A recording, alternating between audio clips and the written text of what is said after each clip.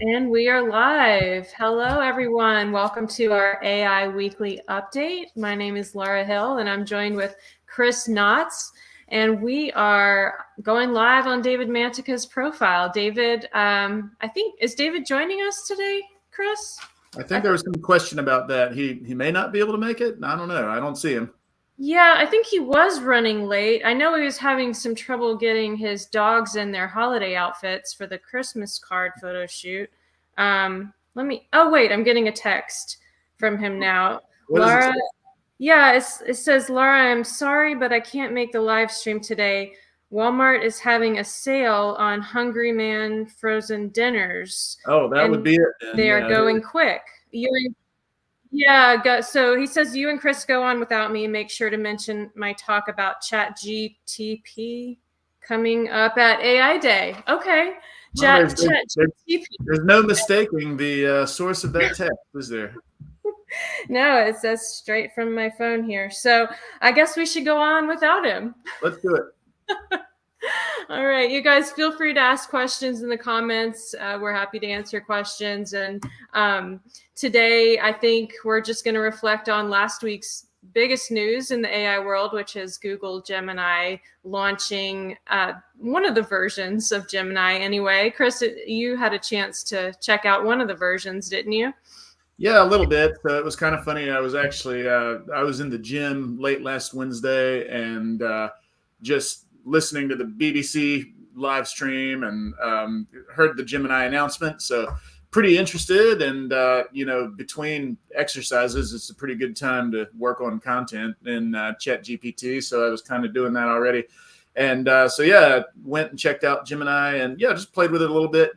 My initial reaction was that some of the output was pretty good. Got a little project that I'm working on here for you guys. And so tested it out and then it hit up against some weirdness pretty quick. So and I haven't played with Gemini in the last couple of days, but my first impression was basically that, it was really promising and seemed pretty exciting. But then some of the differentiating features that I got really excited about when thinking about Gemini versus ChatGPT or whatever kind of seemed like they weren't working quite yet. And then I think the most kick butt version of Gemini is actually not out yet, which is Ultra, right? I think That's right. Yeah. So I mean, I'm happy to talk a little bit more about my interaction, but that was my first exposure to Gemini.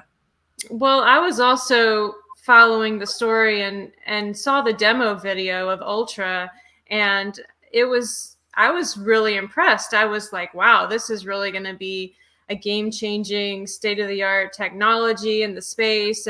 And then come to find out, wait, this isn't actually available yet.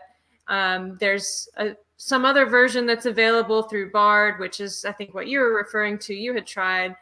And then the news came out. You shared with me that there was some question about the video and whether or not they were authentically portraying the capability of the tool. And so I looked into that a little bit more and started to see the news articles pop up and this, of course, social media taking all their different takes on it, whether it was, people going to extremes saying, oh, it was faked and this and that. But what was your take on it? Yeah, I caught that news the next day. I think it was on TechCrunch, but about the video. Went back and watched that video. So I guess they were saying it was faked or whatever. I'm not sure it's quite fair to say that launch video was fully faked, but I mean, at a minimum, I think it was heavily edited. Yes. So, I think if you were to go and try to input and get the behaviors out of Gemini that they had depicted in that video, it wasn't going to work quite that way. So I don't know, from putting on my product guy hat, that seemed a bit like a fail. So that sucked up a lot of press, I think, the next day. I think Google probably blew a pretty good opportunity to make a splash with Gemini with that stuff. So, at this point, it's like, what's another week? If they could have gotten some additional functionality up and running, that probably would have been good. And then if the tool's so cool, then, why not just show it instead of like doctoring this video, which was pretty funny. I think it was on TechCrunch. You can check out the story of the kind of the play-by-play like doctoring that they did, and it's like, come on, Google, do you guys really need to do that? Yeah, and I think we can probably assume that that functionality is coming in the future. We don't know how soon. We don't know how closely our actual experience will mirror the experience they portrayed in the video. And as a marketer, I can certainly understand that, this is par for the course with Silicon Valley, and putting out these kind of teaser videos in advance, and we don't actually get to play with the real features for some months to come. I think we've seen that happen before with some of the other AI tools that were rolled out. And so I was kind of just thinking, okay, well, if this is what's coming, even if we don't have it right now, what does that mean? Because the multimodality of the model is really fascinating to think that sometime in the near future we'll probably be able to use things like images and videos and communicate in both directions with images and videos and voice and all of the things that were shown in the video. And I'm happy to drop a link to that video. You can find it on YouTube if you want to see this demo of Gemini. But what do you think the impact is going to be if we do assume that this is coming? Yeah, so that's you make some great points. So I think on a serious tip regarding Gemini, the thing that popped into my mind the soonest was that this whole question of multimodality. So, I think it's pretty clear, like this is where the Gen AI consumer tools are going. Obviously, Chat GPT 4 is already integrated the Bing chat search, although I'm hitting a lot of challenges with that. It seems to stall and glitch out a lot when it's doing that. And sometimes it works, sometimes it doesn't. But then you've got the DALI integration, and then the new tab up in the toolbar for data analysis. So, you can already kind of like upload sheets and docs directly into your Chat GPT prompt. And then, sometimes it'll just, if you allude to something in the prompt that's related to, image or something graphic, it'll just kind of plop in the DALI output there. That output has been of limited use, I think, right now to me. But I mean, this functionality is all pretty new. And what is definitely clear is like multimodality is a thing, and they're going for that. So I think it's safe to say we're going to see pretty big steps just within probably weeks around those. And then just based on the launch announcement from Google, that like they led with that. They were like, "Yep, this is multimodal. It can integrate this and that and the other." Seamless, they say. I think it's not quite seamless yet, but I think it's also safe to say like it's going to be there pretty soon. Gemini's obviously making a big play for this sort of blended multimodal type experience with the chatbot. One other observation I had just based on my quick tinkering around with Gemini was that they had advertised integration with other things in the G Suite. So that was pretty exciting to me because I mean, so many of us do work in a Google Workspace, or even if we don't, we obviously have like spreadsheets and documents and PDFs and so on and so forth that we might want to analyze or pull together into some kind of integrated prompting or something like that. That did not work for me when I tried it with Gemini last week. It wasn't able to recognize links from sheets that I tried to use. So, I was pretty excited to quickly give it links to stuff that was in my drive and things like that. So, and it had instructions for doing that. But when I generated like open, publicly available links to documents and sheets, I just got a message back that said, I can't do that yet, basically. So, but again, I think it's probably pretty safe to say that that's coming. It's probably coming pretty soon.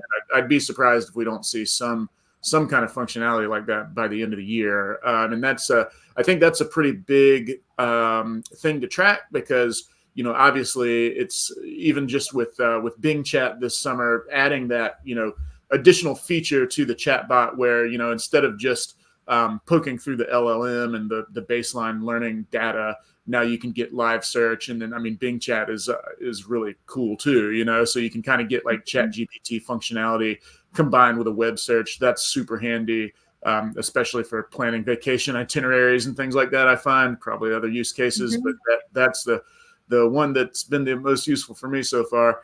And but if you get Google, integrating these multimodal, sort of data sets and stuff that you can load into the prompt. I'm really going to be watching that close to see how that goes. And then the last thing that occurred to me about this was, Laura, I think you're hearing a lot in the news, if you are keeping up with this stuff, that there's a lot of observation that chatbots like ChatGPT and things like that are kind of like replacing people's normal web search, which makes a lot of sense, right? So like, instead of going to Google and typing in whatever you're looking for, you need information or whatever, you can just go to ChatGPT or Bing Chat, and it's a much more organic sort of conversational way of search. So when I think about Google and who they are, the world leader in web search, that's got to be something that they're paying attention to. And I think that, I suspect that's probably a big driver behind this multimodal functionality, is that they want to make sure that they're getting out ahead of any market displacement that might happen from people doing web searches using Gen AI tools. So, I can definitely see a world very soon where, Google is kind of like, offering up this AI interface as a way to go through stuff on the web and get your search results or whatever. And that obviously is pretty exciting. I think that would be pretty cool. So I'm definitely looking forward to that. But that's just my, armchair speculation that Google's probably not going to want to see search market share taken away from just the normal Google. They're going to want to have something there that's ready, so that people can go to like that trusted Google brand and do AI augmented web search, instead of, seeing that flee to Bing Chat or even just to Chat GPT. So that's my 2 cents on that. Well, absolutely. If we just reflect on the year and how ChatGPT's launch earlier this year, well, technically at the end of 2022, but we saw 4 launch in March. And I think that really started Google and Microsoft, kind of this race, this kind of mentality of, we're going to expedite the process of all these things we've been working on, these labs, the models they've been having in their labs and developing, and trying to see, is it going to be as good as ChatGPT 4? And now we're already thinking, well, what about ChatGPT 5? What's going to come from them next year, and how is it going to compare to that? And so, and then the other thing that I noticed with this Gemini announcement last week was that they had the 3 versions. They had the Pro, which we talked about, which is now integrated into the Bard chatbot, which is what you had experimented with, and didn't really find any, far and away difference or better than what's available at ChatGPT. And then they have Nano, I think is what they're calling their mobile version, which is only available on the Pixel device, I believe. Yeah, I think so. It's like onboard mobile Which LLM. Yeah. I wish I had that phone to check that out, because I'm thinking, okay, well, what's going to happen when we go in this direction of having them on board our mobile devices? If we have the model itself on our mobile device, does that mean we don't need the internet as much? Like, we don't need a connection to the internet if these models are loaded on our device? Is that going to open up this world of opportunity for things like, let's say a remote village that needs a model to help educate children or identify plants, or whatever the case may be, all of these applications of places that don't necessarily have a reliable internet. Now we might have these mobile apps that are AI models on board our devices, which, who knows what that's going to bring. So it's just like, I think the amount of change we'll see continue to exponentially expedite over the next year. This year's been a wild ride for sure, but it doesn't seem to be slowing down. And as more and more of these models are released, which it seems like there's news every week of a new model or a new version or a new, some kind of story to follow, I think we're going to be just all of us having conversations. Okay, well, what does that mean for our industry? What does that mean for our culture, our society? All of the questions that we've all been kind of grappling with over the last year, and will continue to do so. Yeah, 100%. And I mean, with the Nano thing, that could be an intentional play for kind of a killer app type thing, and just in the marketplace. Mhm. You know, I mean, if I don't think Google's Android phones are a market leader, but that could be pretty cool. You know, like if that's the only device you can get that has onboard generative AI, then like you said, you wish you had that phone. Like if Google can engender that emotional response in people, then that would be pretty brilliant from a market standpoint. So we'll see how that goes. And yeah, I'm looking forward to playing with Nano a little bit more, and the other versions as well. So I don't know. I don't remember hearing if we had like an ETA for Ultra, because obviously that I want to Mhm. get my hands on the beefiest model. But I don't know if you heard anything about that, Laura. No, and that's the third version that I didn't mention yet, but the Ultra version is the one that we're all kind of waiting to see how does that actually play out in real life when we get to experiment. I haven't seen any dates. I've seen speculation that Q1 maybe, but we'll see. Yeah. It'll be interesting. It seems like Google has some bad press to overcome here. You know, and I don't know if you have any thoughts about this, but obviously, we talked about the doctored release video a few minutes ago. But the other thing I've noticed is just it seems like Bard kind of has not had that good of a rap, just in general. I confess I'm so satisfied with GPT-4 for the moment that I haven't played with Bard previously that much. So I'm not really sure what the criticisms of that were, but it's pretty surprising, I think, that a company like Google wouldn't come out with like a first class LLM model that can really compete with OpenAI. But it seemed they didn't with their first attempt, at least with Bard. But I don't know, and I know I'm kind of putting you on the spot here, but have any familiarity or come across anything that was like specific reasons why Bard kind of, I don't know, it just kind of seems like when I see people talk about it on LinkedIn or hear reference to it in the media, it was kind of like a second class AI citizen a little bit. People seemed like they weren't Mhm. impressed. Um, Yeah, yeah.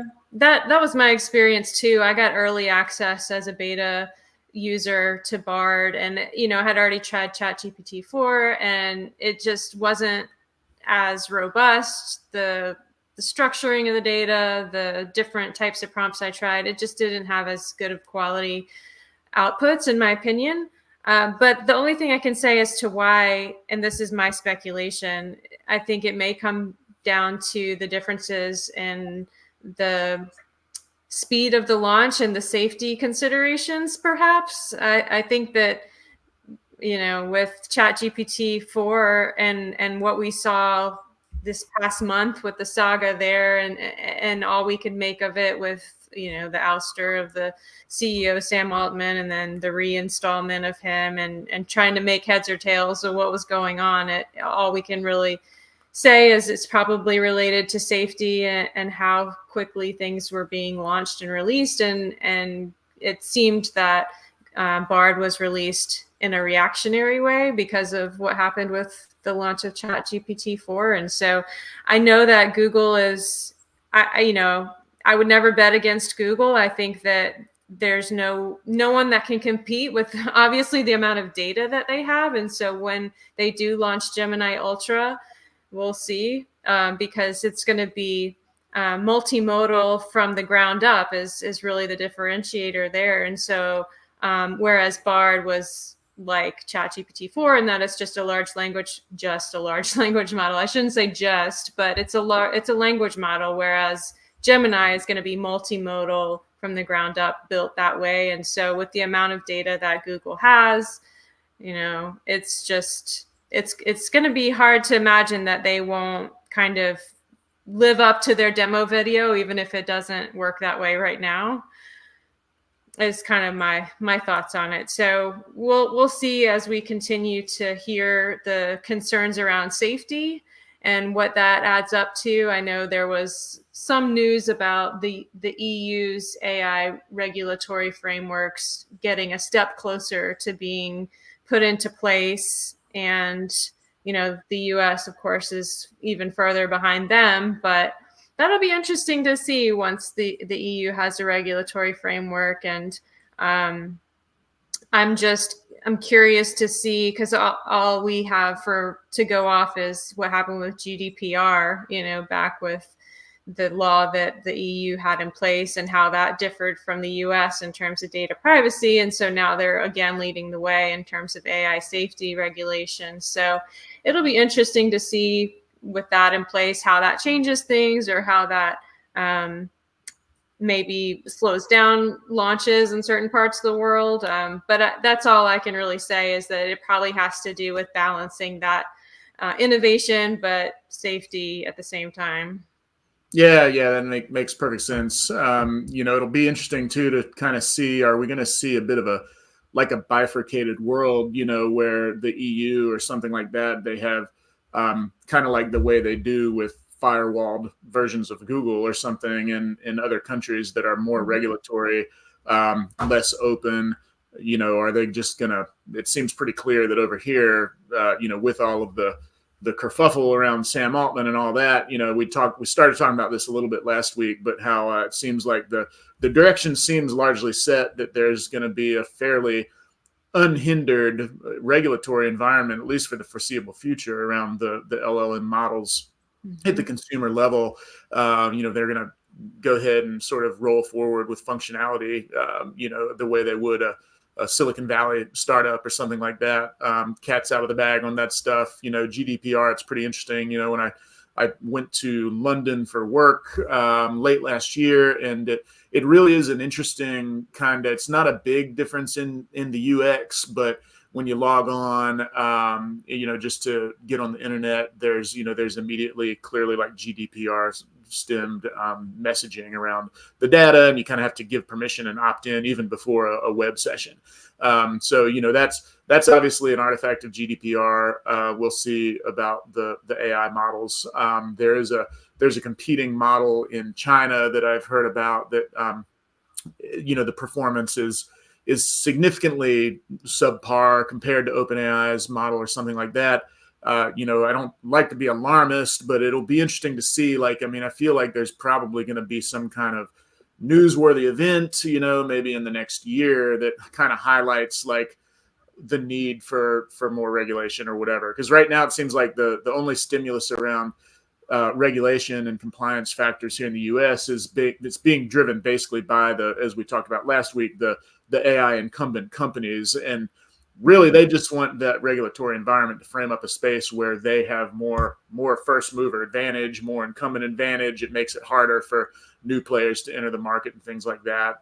So they're really just kind of trying to stack the deck, I think it's fair to say. And that's not anything new. It's that goes on even before AI, with all the social platforms and things like that. So anyway, we'll see. But can't wait to play with Ultra.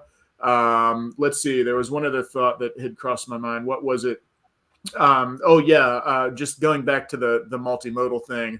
I've got a son who's a senior at NC State, and he was super early adopter of ChatGPT, even before me. And we talked about the Sheets integration, the Google Workspace integration, and things like that. Another thing I'm going to be watching really closely with this whole push around the multimodal theme is going to be, in addition just to data processing and image generation, web search, live results, and things like that, is going to be kind of other spaces where there's already generative AI models that are in effect. So I'm thinking about things like music, and in particular video. That's I think really what I'm on the edge of my seat watching out for is when is one of these modalities going to become video generation? I think obviously that's a much tougher use case, way more data intensive, even just the output, if you think about a DALL-E generated image versus just a few frames of video, that's going to be like 10x the data set just to crank out. So there's some engineering and some practical considerations there, I think. But can you imagine once somebody gets skilled with prompting and Gen AI output, if they're able to generate short explainer videos or something like that, just right there in the GPT workspace. So I feel like that's coming. I haven't really seen that advertised too much, but we already know there's already there's already some limited video capability with the other like dedicated Gen AI video tools. So yeah, how long is it going to be before we see like a TikTok series or a YouTube series that's just somebody sitting at home and has the writing skills and prompting skills to stitch together all these modalities and generate compelling content in a way that's Mhm. entertaining, can get clicks, can get views. You know, I mean, it's just it'll be the next step in that like content fire hose game changer. Mhm. So yeah. Absolutely. And imagine with Google's data, I know I'm a Google user, I have been for years. I've got photos, Gmail, of course, all the search history that they have for all my search queries over the last decade or however long. And so one of the things I had seen in as a feature that they had kind of debated about releasing as part of Gemini is would a user want to see a narrative story video of their life, because Google has a lot of, in a lot of cases, enough data to stitch together something like that, which I was kind of like, yeah, probably I wouldn't want that. Like, just hang on to that one for now, because I think some of the capabilities, whether they release it as an official feature or other people, use other models to do it, all of a sudden we're all videographers and we're all, producers of whatever stories we may choose, which is good and bad depending on your intentions. So, it'll be really interesting. 2024 is going to be a lot of things to digest in terms of new capabilities that we haven't seen before, I think. And so we'll continue to go live weekly. We're going to take a little break for the holidays and come back second week of January and try to do these weekly on Tuesdays. But hopefully David will be back by then. We'll have to see if he got his hungry man dinners and got his freezer full so that he can have something to eat at work. But I know that he did want me to make sure to mention AI Day. I know, Chris, you and him are going to have a couple of, maybe at least one time to go back and forth during our Generative AI Day, right? You guys are going to do a can't remember the topic. Do you remember offhand the topic you guys are gonna go back and forth about? I don't know. I've got to get my homework done on that, but I'm definitely looking forward to AI Day. The general topic for me will be AI usage for project managers. So that's the main soft ed project that I'm working on for you guys right now. So coming along pretty nicely, and obviously, yeah, like I mean, every single week there's something new to write into the class because these new capabilities are coming out. But yeah, looking forward to that. And then I do see, just as a quick little in note, it looks like December 13th was that's tomorrow. December 13th is supposed to be the access release to Gemini's API in AI Studio and Cloud Vertex. So we'll see. It'll be interesting to see what the development community comes up once they are able to play around with that API. Absolutely. Well, 1 week from today, we will be at Generative AI Day virtually together as a half-day conference. So if you're interested in that, I can send a link over. Feel free to connect with us on LinkedIn, and we'd be happy to have, especially if you're a project manager, but really anyone who's interested in generative AI and some of the tools that are available, some of the use cases at work that we're exploring these tools, and going through all of the aspects from ethics to practical use cases to, how do we just stay up to date with what's the latest and greatest. So feel free to reach out if you're interested in that conference. And other than that, we just want to wish everyone happy holiday season. We'll be back in January with these updates. So please feel free to reach out to us if you have any questions in the meantime. Right on. Thanks, Laura. See you soon. Thanks, Chris. Have a good one. Bye-bye. Bye, everyone.